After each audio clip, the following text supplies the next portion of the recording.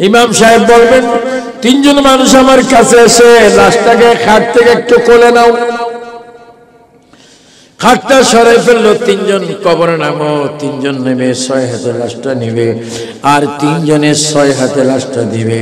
এই যখন দিচ্ছি, ইমাম সাহেব বলবে, আমার সাথে বলুন, বিসমিল্লাহে ওয়া আলা মিল্লাতে রাসূলিল্লাহ। আর দুনিয়া, আর বিদেশ, আর সম্পর্ক, এই বুঝি দুনিয়া। এখন 12 জন মানুষ, 6 জন মানুষের 12 হাতে আমারকে নিয়ে খেলা, হাত পাও সব বাঁধা। হুজুর যখন বলবেন, বিসমিল্লাহি ওয়া আলা মিল্লাতি রাসূলিল্লাহ,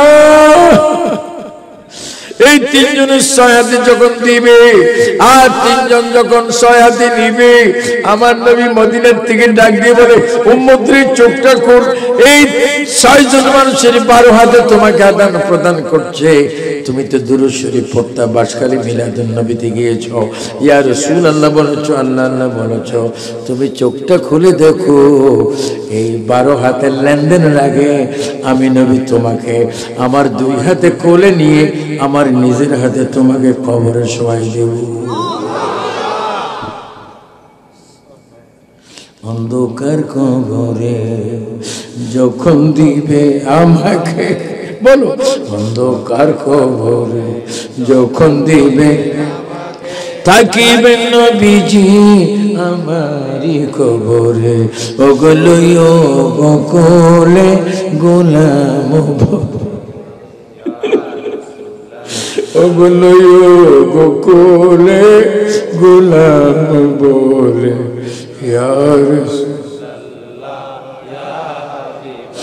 আল্লাহ নবী কোলে নিবি, কোলে নিবি। উম্মত তোমার নসিব অনেক ভালো, তোমাকে নবীজি কোলে নিবি। এবার কোলে নেওয়ার পরে তোমাকে কবরে শোয়াবে। তোমাকে কবরে শোয়াইবার পরে তোমার কবরে আল্লাহু আকবার বাঁশ দিবে। বাঁশ, বাঁশখালীতে কবরের মধ্যে বাঁশ দেয় কিনা? বাঁশের উপরে কি দেয়? এখন আগে দিত কলা পাতা, এখন কি দেয়? সাডাই। সাডাই দেওয়ার পরে ইমাম সাহেব বলবে, প্রথম মাটিগুলা কোথায়? সবাই মাটিগুলা হাতে নিয়ে বলবে এই দোয়া, এই আয়াত বলেন, মিনহা খালাকনাকুম ওয়া ফিহা নুঈদুকুম ওয়া মিনহা নুখরিজুকুম তারাতান উখরা। ও যুবক বাবারা, তোমরা যারা 14, 15, 16, 20, 22, 30 তোমাদের পায়ে ধরে বলি, বাবা রে 50, 60 বছর থাকবা, তোমাকে কবর যেতে হবে, কবর অবশ্যই যেতে হবে। তুমি কবরের সামানা 5 ওয়াক্ত নামাজ নাও, তোমার কবরের সামানা রমজানের রোজা নাও, তারাবি নাও, দুরূদ শরীফ নাও, কোরআন শরীফের আয়াত নাও, আব্বা আম্মার খেদমত নাও। খোদার কসম, খোদার কসম, তুমি কবরে শান্তিতে থাকবে। চিৎকার দিবেন সুবহানাল্লাহ।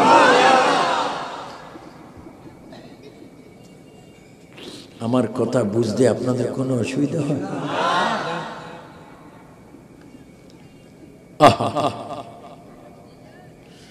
কবরে দেওয়ার পরে বাঁশ, মাটি দেওয়ার পরে আল্লাহু আকবার, এখন চতুর্দিক থেকে মাটি যায়, মাটি শেষ। সুন্নিদের জিয়ারত আছে, জিয়ারতের পর কি আছে? মুনাজাত। মুনাজাতের পরে সবাই যখন কবর দিয়ে যাচ্ছে, তোমার কবরে 2 জন ফেরেশতা আসবে, মুনকির ও নাকির। মুনকির নকির এসে বলবে, এ আল্লাহর বান্দা বান্দি উঠো। আপনি শোয়া থাকবেন, আপনাকে কবর থেকে উঠাবে, শোয়া থেকে উঠাবে, আপনি উঠবেন। রাইট, লেফট, বামে, ডানে, উপরে, নিচে, পূর্ব দিক, মাথার দিক, পায়ের দিক, ষষ্ঠ দিক, মাটি আর মাটি। কোনো চেরাগ নেই, কোনো বাতি নেই, কোনো ল্যাম্প নেই, কোনো লাইট নেই, ওটার নাম কবর আর কবর আর কবর। মুনকির নকির বলবে, তোমাকে এখন প্রশ্ন করা হবে তোমাকে প্রশ্ন করা হবে 3টি প্রশ্ন। এই 3টি প্রশ্ন যদি দাও নাজাত পাবে, 3টি প্রশ্ন যদি না দাও আযাব পাবে। তোমাকে প্রথম বলতেছি মান রাব্বুকা, তুমি বলো তোমার মাবুদ কে। তখন জবাব দিতে হবে রব্বি আল্লাহ। বলেন রব্বি আল্লাহ। আমি বলবো মান রাব্বুকা, আপনারা বলবেন রব্বি আল্লাহ। মান রাব্বুকা, যতক্ষণ পর্যন্ত আনা মদিনাতুল ইলমি ওয়া লিউ বাবুহা, বলেন ইলমের শহর কে? বলেন মুহাম্মাদুর। আর দরজাকে মা ফাতেমার স্বামী ইমাম হাসান হুসাইনের আব্বা মাওলা আলী হচ্ছে ইলমের শহরের দরজা। আমার ক্যাসেটগুলা মনে হয় এই বাবা এগুলা ক্যাসেট হচ্ছে না, মাশাআল্লাহ। এই ক্যাসেটগুলো আপনারা যদি পারেন নিয়ে যাবেন, শুনবেন। এখন তো অনেক গান আছে, হাক ডুম বাক ডুম গোড়ার ডুম, কোন ডুম ডুম ডুম ডুম অর্থ কি? ডুম ডুম।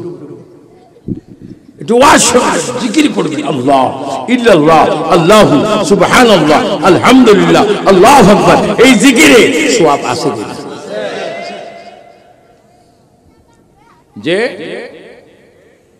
আল্লাহ হাবিব সরকারে কায়নাতের জন্য ফাতেমা বললেন, ইয়া রাসূলুল্লাহ, আজরাইল যেন আমার চেহারা না দেখে। ইয়া রাসূলুল্লাহ, শুধু আজরাইল আজকে নয়, যেই দিন আমার মৃত্যু হবে ওই দিনও যেন আজরাইল আমার চেহারা না দেখে। আমার রাসূল বলেন, হে ফাতেমা, তোমার যদি চেহারা যদি আজরাইল না দেখে তোমার মৃত্যু। ইয়া রাসূলুল্লাহ, শুনুন, জীবনের মালিক যেমন আল্লাহ, আর আমার জীবনটাও নিয়ে যাবে আল্লাহ। ইয়া রাসূলুল্লাহ, আজরাইল যেন আমার চেহারা না দেখে।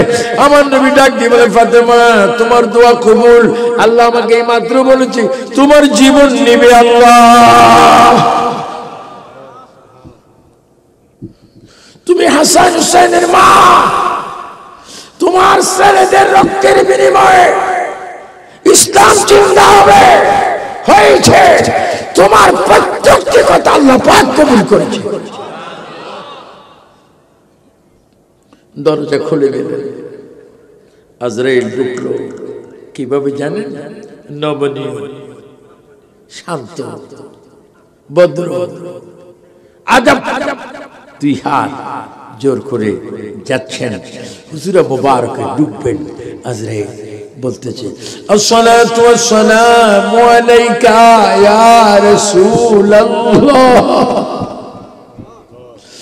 ইয়া রাসূলুল্লাহ, আমি মালাকুল মউত আপনার কদমে হাজির। ইয়া রাসূলুল্লাহ, আমার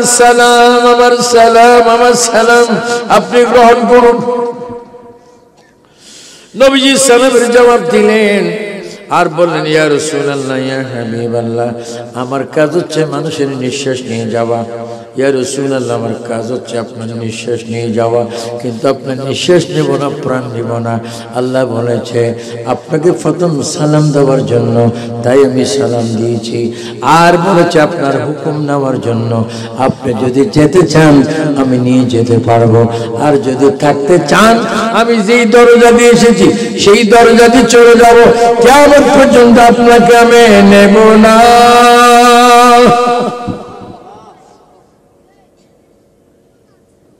আমার নবী চক্ষু মুবারকের পানি মুবারক ছেড়ে দিয়ে বলে, ও আজরাইল, তুমি আমাকে নিতে এসেছো ভালো কথা, কিন্তু তুমি আমাকে নেওয়ার আগে আমার আল্লাহর সাথে আমি একটু কিছু কথা বলবো।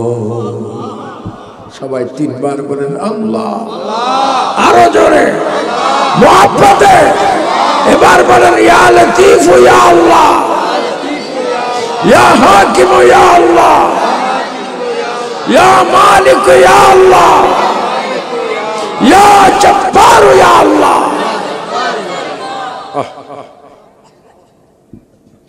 আমার নবীজি ডাক দিচ্ছে, আল্লাহ আল্লাহ। আমার আল্লাহ বলে, হাবিব গো বলেন, ও আল্লাহ, ও আল্লাহ, সমস্ত নবীদেরকে তুমি নিয়ে কেউ আসমানে রেখেছো, কেউ অনেক দূরে রেখেছ, কিন্তু তুমি আমাকে বলে দাও, আমাকে তুমি আমার নিঃশ্বাস কোথায় রাখবে? আমি চাই আমার কাছে থাকবে। আল্লাহ আমি চাই আমি আসমানও যাব না, আরশও যাব না, কুরসিও যাব না। যদি তুমি আজরাইলের কারণে আমার নিঃশ্বাসটা নাও বা আমার নিঃশ্বাস এখানে রাখো, আল্লাহ তুমি আমাকে ওয়াদা দাও কিয়ামত পর্যন্ত আমি এই মাটিতে থাকবো, কিয়ামত পর্যন্ত এই মাটিতে থাকি আমি উম্মতি উম্মতি বলবো। আর কিয়ামত পর্যন্ত উম্মতরা আমার জিয়ারতে আসবে, তারাও রওজাতে আমাকে দেখবে, আমিও তাদেরকে দেখবো। তুমি আল্লাহ আমাকে নিবা না বলো, তারপর আমি যাইতে রাজি হব। আল্লাহ বলে বন্ধুকে রাজি হয়ে যান, কিয়ামত পর্যন্ত আপনাকে আমি রওজা পাকে জিন্দা রাখবো।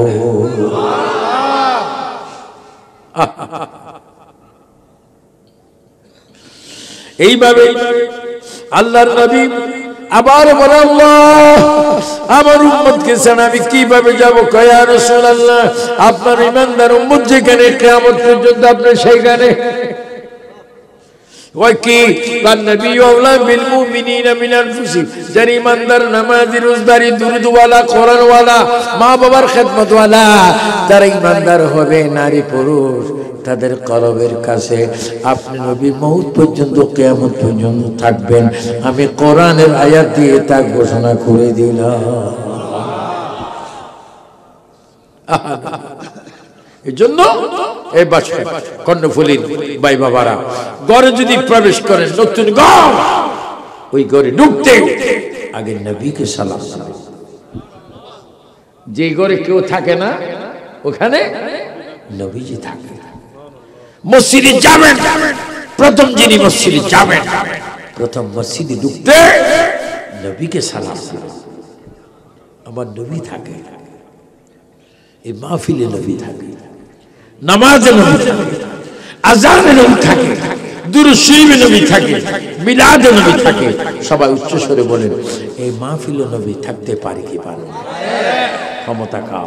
আল্লাহ। আল্লাহ। নবীজি আল্লাহ থেকে দাবি নিলেন, মা ফাতেমা কাঁদছেন, নবী আপনি চলে যাবেন, আপনার নাতিরা কার দিকে তাকাবে? আল্লাহর হাবিব সরকারে কায়নাত হুজুরে শরীফে মা ফাতেমা ডাক দিলেন, ইমাম হাসান হুসাইন কোথায়? তোমার নানা চলে যায়। দুই ভাই এসে নবীকে জড়াই ধরে ইয়া রাসূলুল্লাহ বলে কাঁদতে শুরু করলেন। কেউ ডাইন গালে, কেউ বাম গালে চুমা দিচ্ছেন। নানা গো আপনি কোথায় যাবেন? আমি কোথায় যাব? তোমরা শোনো, তোমরা যখন নামাজে বলবে আসসালামু আলাইকা আইয়ুহান নাবিয়্যু ওয়া রাহমাতুল্লাহি ওয়া বারাকাতুহু, হে আমার নাতিরা, যতবার তোমরা নামাজে আমি নবীকে সালাম দিবে, ততবার আমি তোমাদের সামনে হাজির। যতবার মসজিদে তোমরা আযান হবে আশহাদু আন্না মুহাম্মাদান রাসূলুল্লাহ, আমি তখন তোমাদের সামনে। আল্লাহু আকবার। এখন মা ফাতেমা কাঁদছে। আল্লাহ রাসূল ফাতেমাকে ডেকে কানে কানে কি বললেন? মা ফাতেমা এখন কাঁদে না, এখন হাসে না। ইমাম হাসান হুসাইন বলে, মা ও মা, কিছুক্ষণ আগে দেখলাম কাঁদছে, এখন দেখে একটু হাসি। না না, তোমরা তোমার নানার সাথে কথা বলো। হযরত ইমাম হুসাইন হাসান বলেন, মা বলতে হবে, বলতে হবে। নবীজি বলে দিলেন, ও আমার নাতিগণ শোনো, আজকের থেকে যখন আমি দুনিয়া থেকে চলে যাব, এই মদিনা শরীফ প্রথম পুরুষ এবং নারী, এর মধ্যে যিনি প্রথম কবরস্থ হবে তিনি হবে আমার ফাতেমা। আমার ফাতেমাকে আমি কানে কানে বলে দিলাম, ফাতেমা কাঁদছো কেন?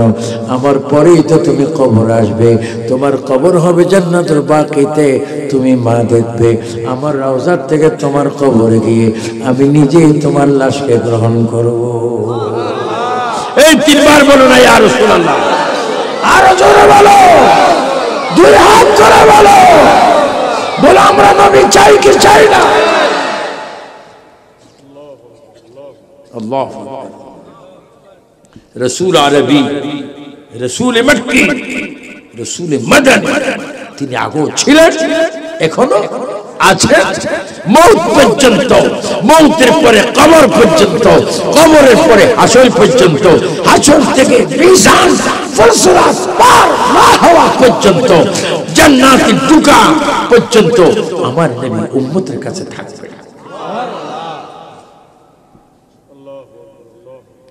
এজন্য সাইয়েদনা আবু বকর সিদ্দিককে যদি এখন প্রশ্ন করি, ও আবু বকর খবরে কাকে নিয়ে আছেন? কয় নবীজিকে নিয়ে। ও ওমর কাকে নিয়ে আছেন? নবীকে নিয়ে।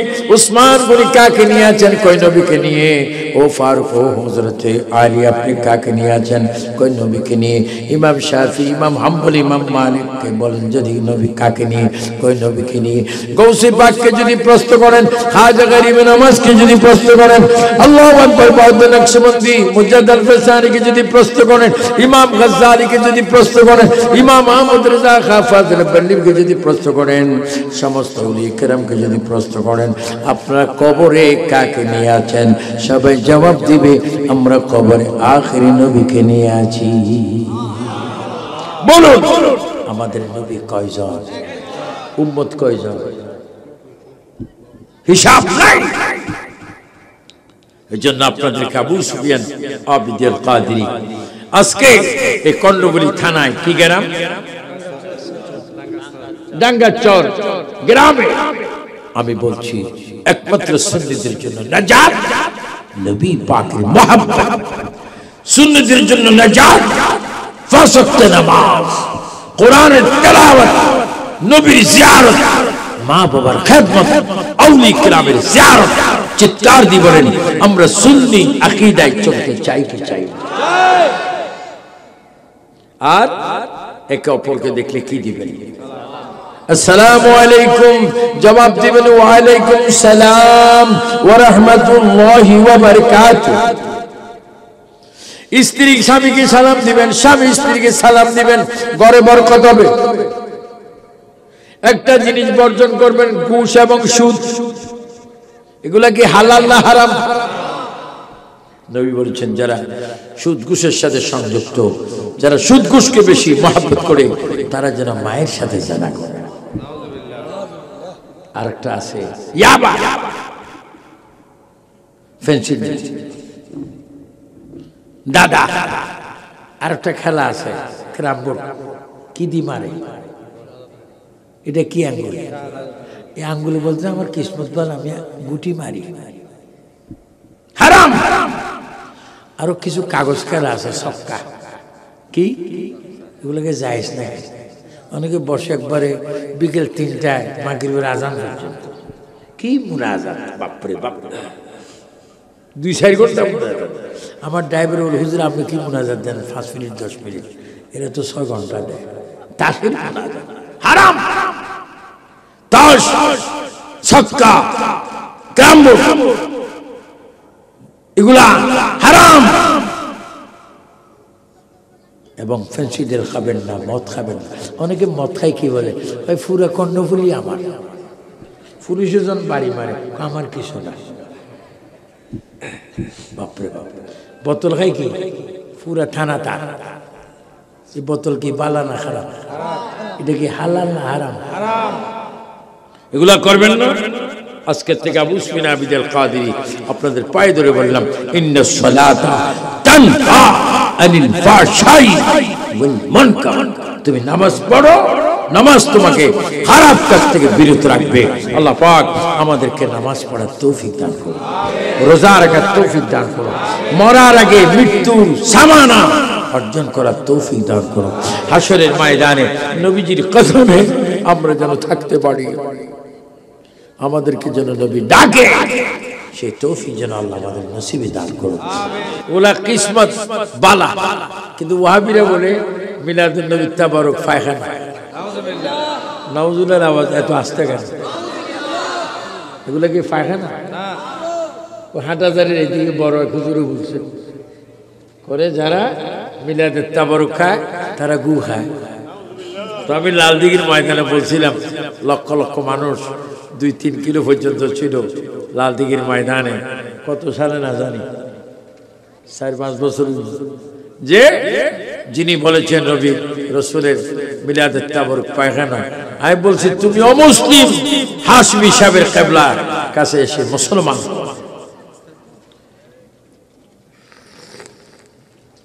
আপনারা যারা পাচ্ছেন আর যারা দিচ্ছেন অনেক সওয়াব হচ্ছে। একজন আবার দুইটা নিয়ে না, তাহলে আরেকটা কে আমার যে আল্লাহ পাক এগুলারে অনেকে ওই কিসে অসুস্থ, মানে আমাদের একটা সদস্য আরমান মারা গেছে, সদস্য আরমান মরে গিয়েছে, আল্লাহ তার কবরকে তুমি জান্নাত বানিয়ে দাও। বন্যা ক্ষতিগ্রস্ত হওয়াতে অনেকে বড় আফত বড় মুসিবতে আছে, আল্লাহ তাদেরকে হেফাজত করো। বিশেষ করে মাহফিলের সভাপতি, সেক্রেটারি, ক্যাশিয়ার, সদস্য, উপদেষ্টা যারা আছেন, কমিটির নাম আছে না, হযরত জহুর আলী শাহ রাদিয়াল্লাহু তাআলা স্মৃতি সংসদ, এই সংসদকে যেন আল্লাহ কিয়ামত পর্যন্ত কবুল করে, মাহফিল করার তৌফিক দান করে। যারা মাহফিল করেছেন আল্লাহ তাদের রুজির মধ্যে বরকত দান করে। যারা ব্যাপক মিডিয়ায় ক্যাসেট করেছেন আল্লাহ তাদের মিডিয়ার প্রচার যেন কবুল করে। যারা এসেছেন হজ্জে বাইতুল্লাহ জিয়ারতে মদিনা যেন আল্লাহ নসিব করুন। আমরা যাদের ইন্তেকাল হয়েছে, যারা কবরে, তাদের রূহের মাগফিরাত কামনার্থে একবার সূরা আলহামদুলিল্লাহ, তিনবার সূরা ইখলাস শরীফ পড়ব। আপনারা কিছু বলবেন? না না, 91 সালে যারা মারা গেছে একটু তাদের জন্য, 91-এ যারা মারা গিয়েছিলেন, যারা বুট নৌকা পারাবারে অনেকে অ্যাক্সিডেন্ট হয়, কত রকম হয়, আল্লাহ যেন সকল মুসিবত থেকে হেফাজত করে। সবাই বলুন আমিন। সবাই নামাজে সুরতে বসেন যারা পারেন। আর আমি আমার কথা যদি অনেকের বুঝে না আসে, আমাকেই তো জিজ্ঞাসা করলে প্রশ্নের জবাব পাবেন। তাই জবাবের জন্য বা বুঝার জন্য আমার নম্বরটা আমি বলে দিচ্ছি, মোবাইল নম্বরটাকে 01711।